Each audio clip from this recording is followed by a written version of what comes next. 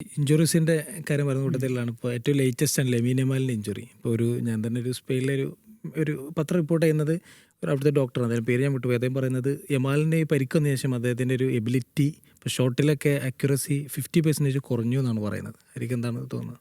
അത് ഞാൻ ഈ യമാലിൻ്റെ ഇഞ്ചുറി പറ്റി പറയുമ്പോൾ കുറേ ഡിഫറെൻറ്റ് വ്യാഖ്യാനങ്ങൾ നമുക്ക് കമൻസിലൊക്കെ വരുന്നതായിട്ട് കാണുന്നുണ്ട്.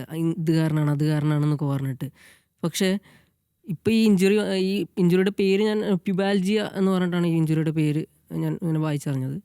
അപ്പോൾ ഈ ഇഞ്ചുറി ഇപ്പോൾ രണ്ട് പുതിയ പ്ലേയേഴ്സിനും കൂടിയും ഇത് വന്നിട്ടുണ്ട്. നിക്കോ വില്യംസ് അതുപോലെ മസ്റ്റൻഡൂനയ്ക്കും ഇതേ സെയിം ഇഞ്ചുറി റിപ്പോർട്ട്. എനിക്ക് ചോദിക്കാനുള്ളത് സാറിനോട്, അതായത് ഞാൻ എൻ്റെ ഒരു ഫ്രണ്ടിനോട് ഇതുപോലെ അദ്ദേഹം ഫിസിയോ ആണ്, അപ്പോൾ അദ്ദേഹത്തിനോട് ചോദിച്ചപ്പോൾ അദ്ദേഹം പറഞ്ഞു ഇത് ഇൻക്യൂറബിൾ ആണ് ഈ ഒരു ഇഞ്ചുറി എന്ന് പറഞ്ഞു. പിന്നെ ഞാൻ വായിച്ചു അത് മെസ്സിക്കുണ്ടായിരുന്നു ഈ ഒരു ഇഞ്ചുറി, മെസ്സിനെ കുറിച്ച് മുന്നേ സംസാരിച്ചിട്ടുണ്ട് എന്ന് പറഞ്ഞു. അപ്പോൾ ഇതെന്താണ് ഈ ഒരു ഇഞ്ചുറി, എങ്ങനെയാണ്? പ്യൂബാൾജിയ എന്ന് പറയുന്നത് നമ്മുടെ ഗ്രോയിൻ ഇഞ്ചുറിയാണ്. ഗ്രോയിൻ എന്ന് പറഞ്ഞാൽ നമ്മുടെ ഈ ഒരു തുടയുടെ മേലെ ഭാഗത്താണ് ഈ ഗ്രോയിൻ എന്ന് പറയുന്നത്, ഗ്രോയിൻ ഇഞ്ചുറീസ് എന്ന് പറയുന്നത്. അത് ഫുട്ബോൾ പ്ലേയേഴ്സിൽ വളരെ കോമൺ ആയിട്ടുള്ള, കാരണം നമ്മുടെ മൂവ്മെൻറ്റ്സ് നമ്മൾ പെട്ടെന്നുള്ള ഫ്ലക്ഷൻ മൂവ്മെൻറ്റ്സും റൊട്ടേഷനൊക്കെ വരുമല്ലോ. അപ്പോൾ അങ്ങനെയുള്ളപ്പോൾ ഇഞ്ചുറി ഉണ്ടാകാനുള്ള സാധ്യത കൂടുതലാണ്.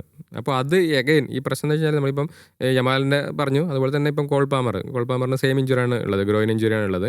അപ്പോൾ ഈ സീസൺ തുടങ്ങി ആദ്യം ഫുൾ റിക്കവറി ആവാതെ കളിക്കാൻ ഇറങ്ങി മാഞ്ചസ്റ്റർ യുണൈറ്റഡായിട്ടുള്ള മാച്ചിൻ്റെ ഇടയിൽ ഗ്രോയിൻ പുള്ളി ചെയ്ത് സബ് ചെയ്യേണ്ടി വന്നു. ഇപ്പം ഒരു ലോങ് ആബ്സെൻസ് ആണ്. അപ്പോൾ അതാണ് പ്രശ്നം. നമ്മളിപ്പം യമാലിൻ്റെ കാര്യത്തിൽ എടുക്കുകയാണെങ്കിലും യമാലും ഫുള്ളി റിക്കവർ ആകുന്നതിന് മുമ്പ് തന്നെ he was forced to play. അപ്പോൾ അങ്ങനെയുള്ള ഒരു ഇഷ്യൂ ഉണ്ട്. ഇപ്പം ഈ ചെൽസിൻ്റെ കാര്യം നോക്കുകയാണെന്നുണ്ടെങ്കിൽ അവർ മാക്സിമം നോക്കുന്നത് കോൾ പാമറിനെ മാക്സിമം പ്രൊട്ടക്ട് ചെയ്യാൻ വേണ്ടിയിട്ടാണ് നോക്കുന്നത്. അതായത് ഫുള്ളി റിക്കവർ ആയതിനു ശേഷം മാത്രം കളിക്കളത്തിലേക്ക് ഇറങ്ങിയാൽ മതി എന്നുള്ളത്.